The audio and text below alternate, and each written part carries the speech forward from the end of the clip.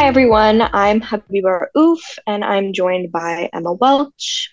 This is a video series where the Art Plus Public team brings the behind the scenes look at Canadian artists' practices. For this iteration, we're particularly interested in speaking with artists who have collaborative practices within the art world, so stay tuned for more interviews to come. Today we're joined by Chris Mendoza to chat about his practice. Chris Mendoza is an artist-educator who lives and works in Toronto.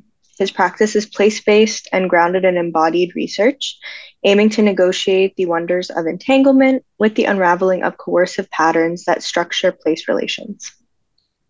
The result are projects that move between performance, sculpture, facilitation, and writing with an emphasis on collaboration in process and presentation. While the gallery is one form of public output, Chris also values presenting projects directly within the sites they engage. Recent projects include the program series Implicit Choreographies and Relational Topographies, developed with the Pumice Raft and presented in the Don River Valley, as well as the exhibition at Union Station, University of Toronto Art Gallery, Crutch Gallery in Toronto, Faculty of Fine Arts Concordia University Art Gallery in Montreal, and the Icelandic Textile Center. Chris holds a BFA from Concordia University and a Master's of Visual Studies from the University of Toronto. Right. So, hi, Chris. Hey, thanks for the intro. No problem. Can you tell us a little bit more about yourself and your practice? What does your studio practice currently look like? Yeah, that's a good question. Yeah, I guess as the bio says, like I'm an artist and educator, and I feel like those two practices are very entangled. A lot of the work that I do really is moving between the two of them and might not always be, I would say, like fully obviously framed as art. Like I think I might take a more explicitly curatorial or programming role, but I do really see those two things as so connected. Because in the end, really, I feel like for me, it has to do with kind of facilitating or generating or working through like various aesthetic experiences. So like either in production or like kind of creating context for people to think about things, feel things, sense things differently. So as it was mentioned, also like a lot of the work that I do is really place-based and it's always kind of working from a site. And that kind of started to happen really intuitively. Like I just started to do projects that were engaging with it. And over time, I've started to kind of try to make sense a bit more of like why that is the impetus or like why that might be the framework or the kind of guiding force that structures a lot of the projects. And I think more and more it has to do probably with a lot of artist practices, like with kind of the context one comes up in or one's education or how, one's relationship to the places that they're in. So for me, like it's growing up as like kind of not directly in contact with kind of either of the cultures that my parents come from. So my mom is Quebecois, so French settler, and my dad's an immigrant from Honduras. But I grew up in an Anglophone household.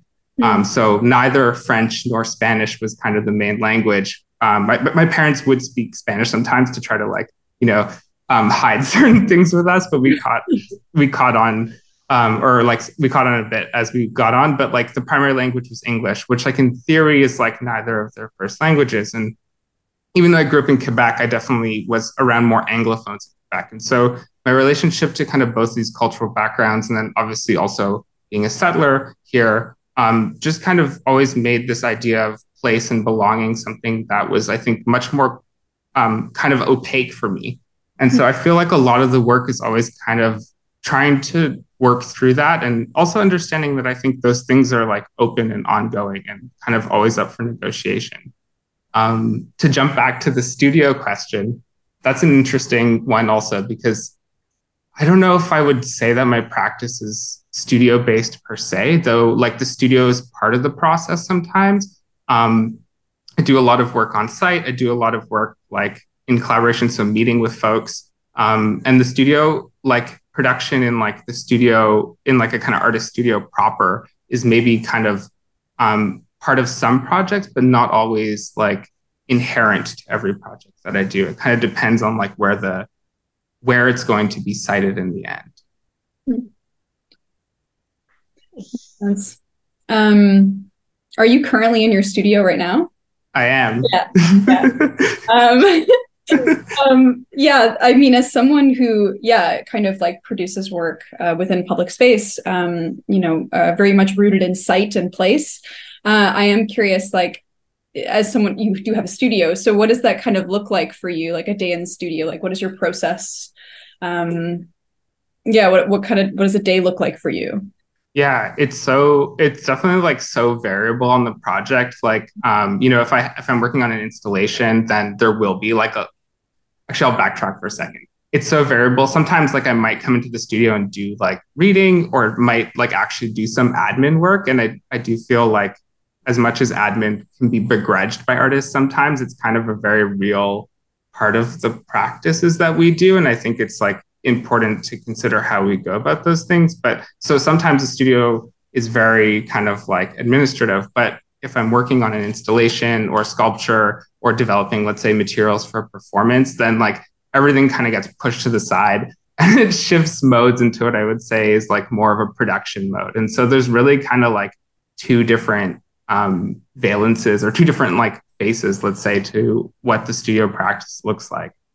Does that kind of, I feel like that kind of like starts to answer your question, but was there like a second part to it?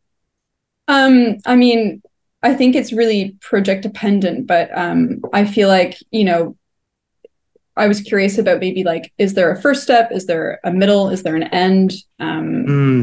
If you're approaching collaborative work, how do you approach that versus producing, like an installation or a sound piece or a sculpture, for example?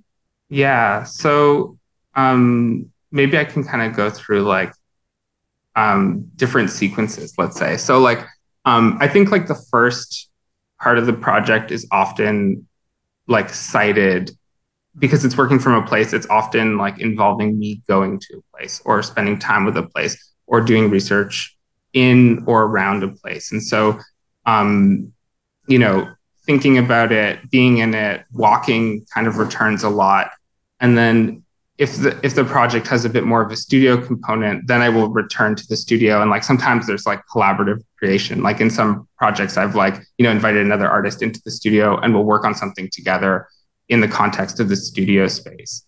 When it's not necessarily as like clear in terms of like maybe making something in that way, like there's also been projects like the one with Pumice Raft that you mentioned, Implicit, Choreographies and Relational Topographies, that just was basically a series of public program series in the Don River Valley over the course of summer and fall 2022, last year. And basically for that project, Parker Kay, who runs Pumice Raft, and I did a lot of work together in being in the Don and conceptualizing that. But each program was kind of like we invited a different artist or researcher to kind of facilitate, lead, or like kind of build off of an experience or set of themes that we felt like they would be really apt to do. So there was actually this moment where the studio maybe became like the Don River Valley, and Parker and I would go down there and walk and talk, but we'd also invite other artists. And so there became this moment where we would really do like almost like studio visits in the Don River. And there's this really nice moment where I feel like walking is really great as an extension of thinking, but also you're in the place, you're thinking with another person in there. And so you're kind of also in the process of like negotiating what the place means with somebody live. So I don't know, I feel like there's kind of a bit of moment of art in that itself, but the aim was also to kind of produce something in the end as well. So that would be kind of like, so that's kind of like the middle moment. And then like the end moment might be, there might be some production then in the studio, like maybe it's building a project, creating something, making a sculpture, and then, or building props, let's say, and then bringing that out into the world or bringing that into a gallery space and like trying to figure out how to build out that space as well. I think A question that kind of connects back to you would be kind of the concept of attuning to your environment. It seems to be highlighted in your work, and we were kind of curious about whether you can kind of delve into how this attunement informs your creative process and the way that you engage with both the natural and the constructed spaces. Mm-hmm.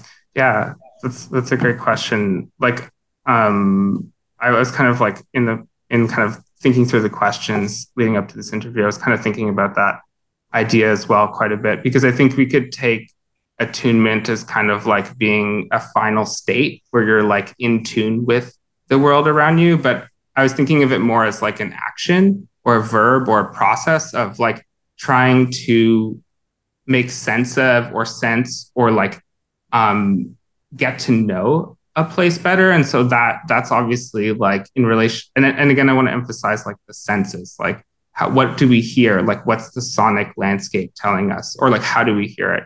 What do we see? What do we smell? What do we feel?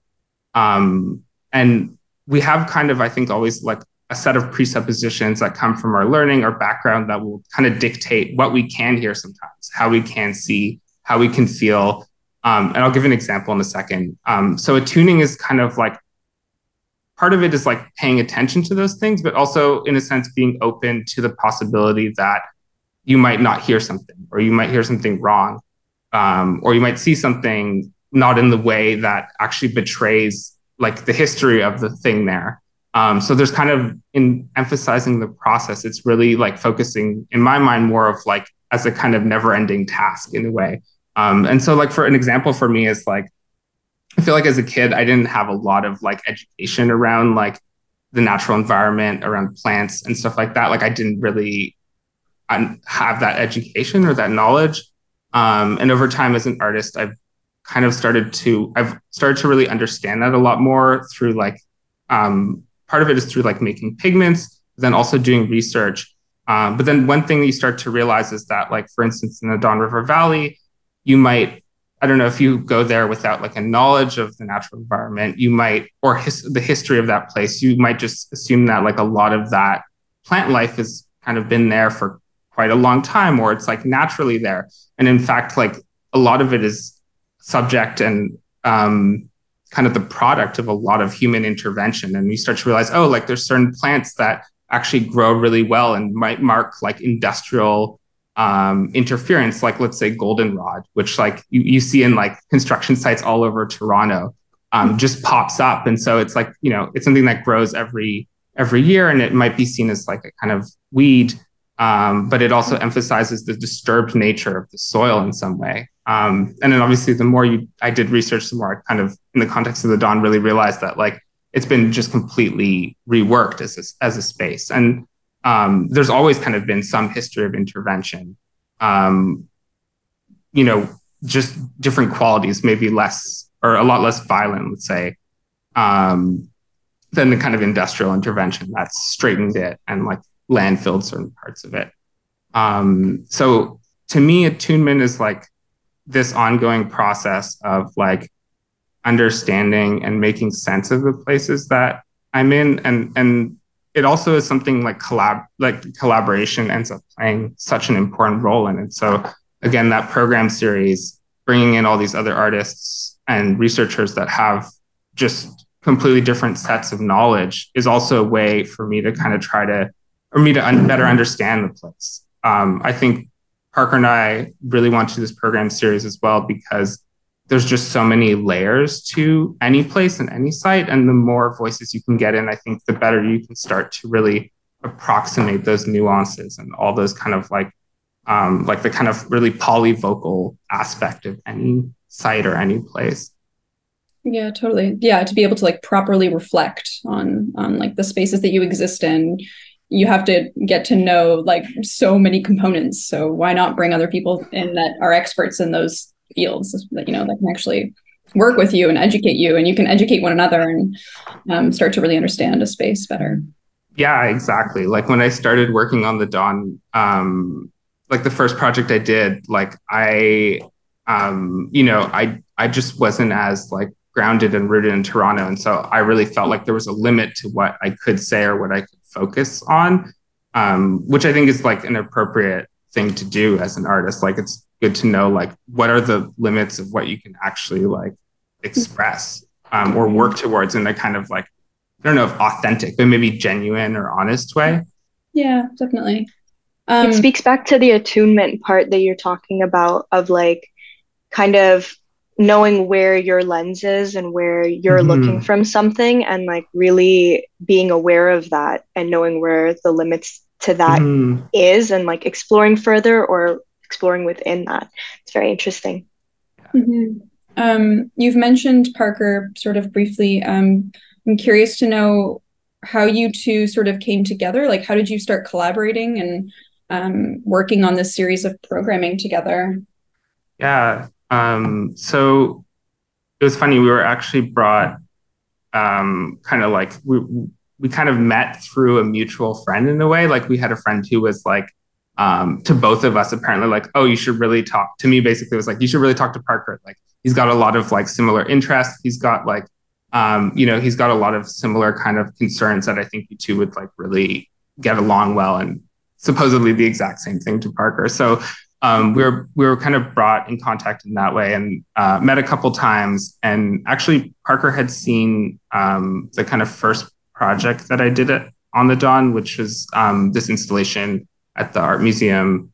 Yet you dream in the green of your time. And I think he really kind of resonated with that exhibition and some of the methods and like approaches that I did in it. So he kind of approached me about doing a program series or doing something like that wasn't necessarily in the gallery, because he does run an actual gallery space, Pumice Raft, but Pumice Raft also does a bunch of side programming and off-site projects as well.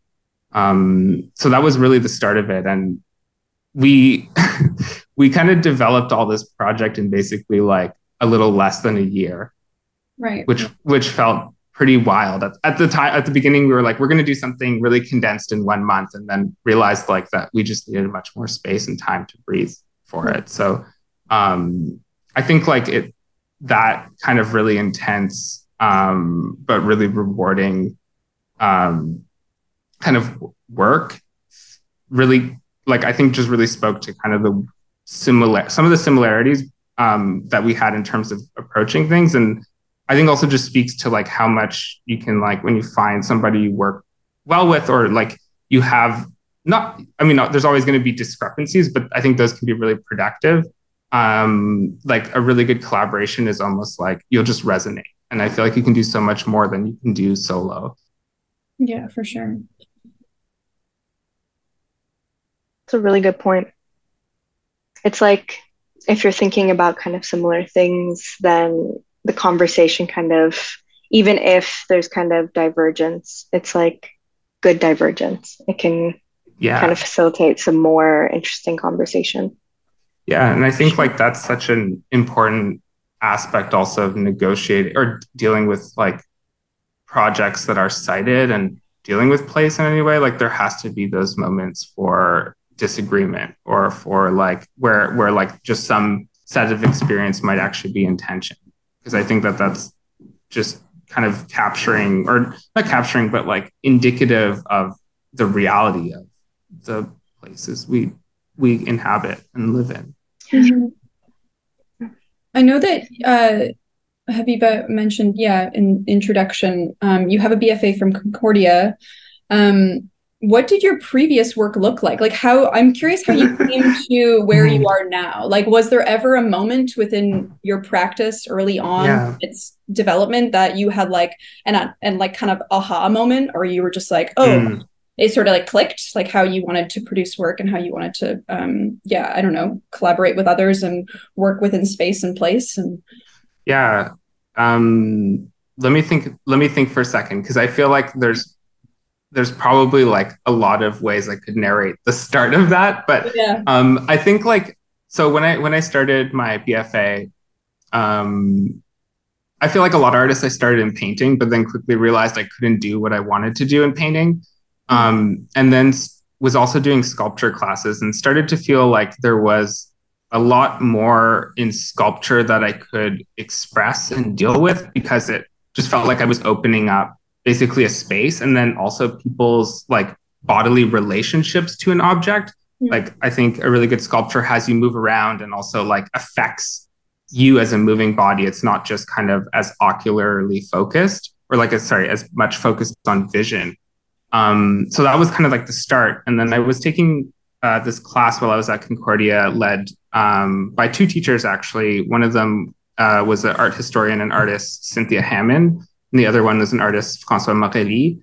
And basically this course was thinking about sight and performance. And for the first part of the course, Cynthia was running it. And she got us to kind of think through and work through the kind of problematics of this canal in Montreal called the Lachine Canal, which is basically like a channelized artificial body of water that stretches across part of the island, and has a long history, obviously, of working class, basically neighborhoods around it, because it was meant as a trade route, and it was meant within industry. Like, there were so many industries around that area, but has kind of quickly gentrified. So she had done a lot of work around it, and basically the premise of the first half of the class was kind of to respond to this site in some way. And my initial engagement with that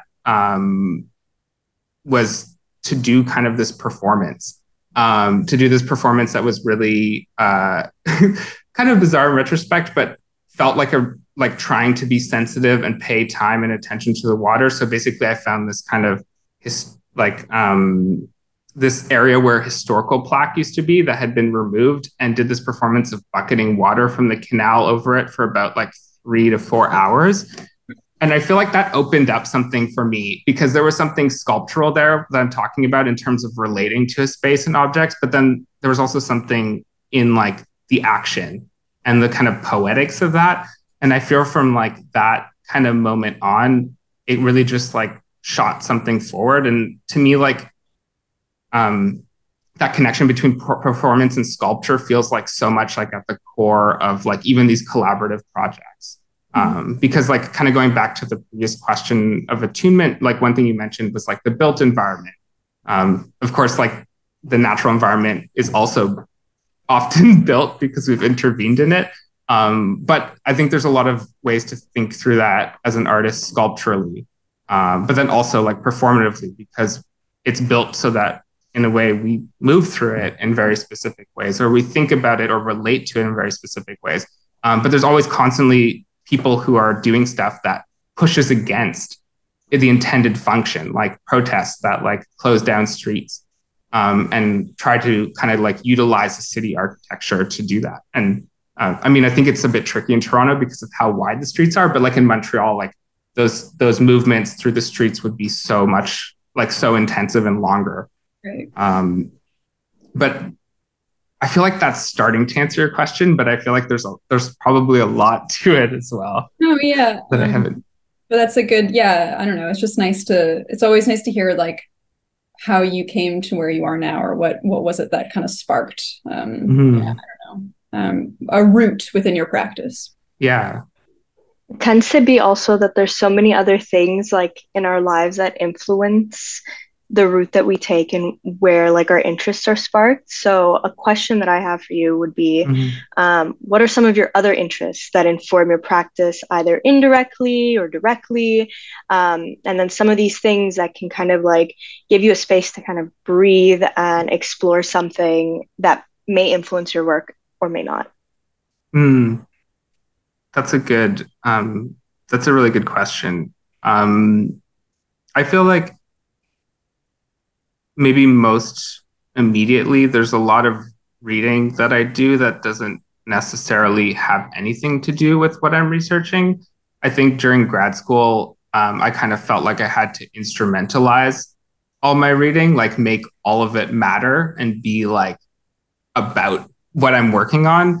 And luckily I've kind of moved away from that again. I've just like, I do a lot of reading, a lot of philosophy, a lot of fiction, a lot of poetry. And I feel like that is just helpful to kind of, I think, think about things otherwise, or just think like not really like, I guess like it's like going to go see art, like, or can do something similar where it's kind of like expanding your horizon and maybe kind of introducing you to like new ways of thinking about seeing or appreciating things.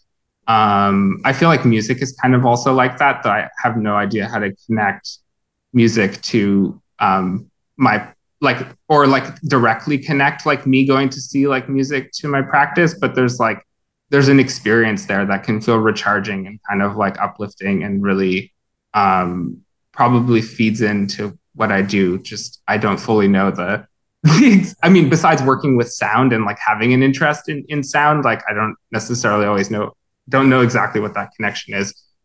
Like, and maybe also, oh yeah, go for it. I'm sorry, I was going to say, I feel like it feeds into movement, like movement of your body, movement of sound in your body, through your body. Like, I feel like that makes a lot of sense to me in relation to your practice. Do you like to dance? I feel like you like to dance. I do really like to dance. Yeah. I feel like I haven't been, obviously, like in the COVID/post-COVID world, like I feel like that's just like starting up again, but I think that's good.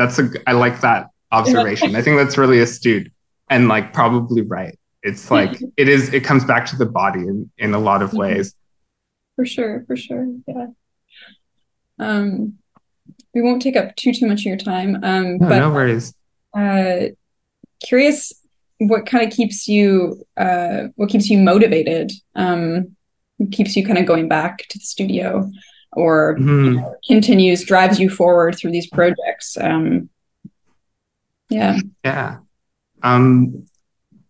It's definitely like changed, I think, over time. I feel like I guess there's a part of it that's kind of intuitive. Like I just feel like there's stuff that I need to do.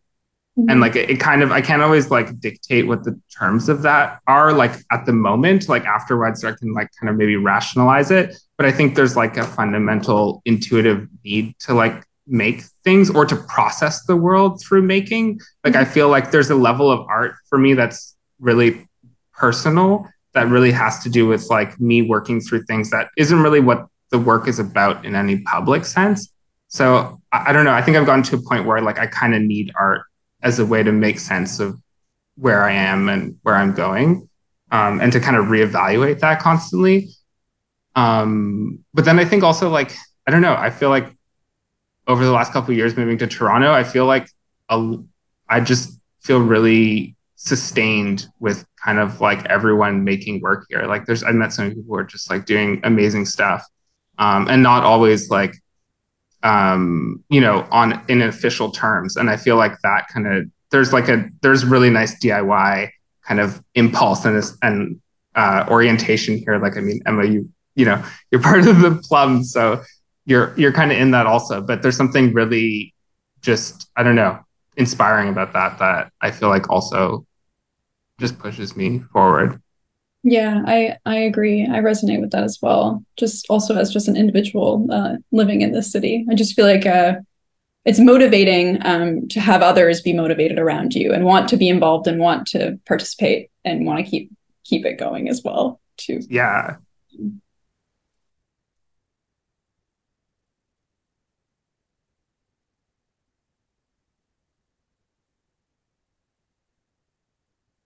Of your time. What do you have going on next? What's on the horizon for you? What are you working on? What are you thinking about? Yeah. Always lots of stuff. I feel like New Year's resolution probably for next year is to try to like be pulled in or not, to kind of let myself maybe do a little less things, but potentially some more programs in the near future coming out of that program series at the Dawn last summer. I think kind of extending that, myself and also with Parker, we have been thinking a lot about like what kind of like makes sense to address in kind of a more wider sense in relationship to, I mean, obviously there's this question of water, but also like the way cities develop in relationship to their waterways. And I think also like the ecology of arts in relationship to that. So I've been thinking a lot about the Great Lakes, of course, since we're really on that water body. So probably some stuff that's more longue durée or long term. I've also started to I started to draw again over COVID, which was nice. Like I started wanting to do art through drawing a lot as a kid. And I've come back to it. And I'm currently working on a project that's a series of drawings that's kind of engaging a little bit of like a personal family archive from my dad, but then also some kind of dream sequences. But really the work's kind of thinking about maybe like how we value and inherit kind of aesthetics from our parents and like maybe their cultural backgrounds in ways that are not always clear to us, and thinking a bit about like digesting and maybe reframing and thinking through how those values come to be. So the drawings are one part, but there's like a bit more of that project that's to come. So quite a few things. Feel free to dabble, like yeah. for sure, experimenting and dabbling, going back, going forward, it's all a part of the process for sure. Right. Well, thank you so much, Chris, for giving us your time and letting us pick your brain a bit. Yeah, thanks to both of you. This was really nice to chat. And yeah, thanks for the really thoughtful questions. Yeah, thanks for your thank you for your thoughtful answers. You're welcome.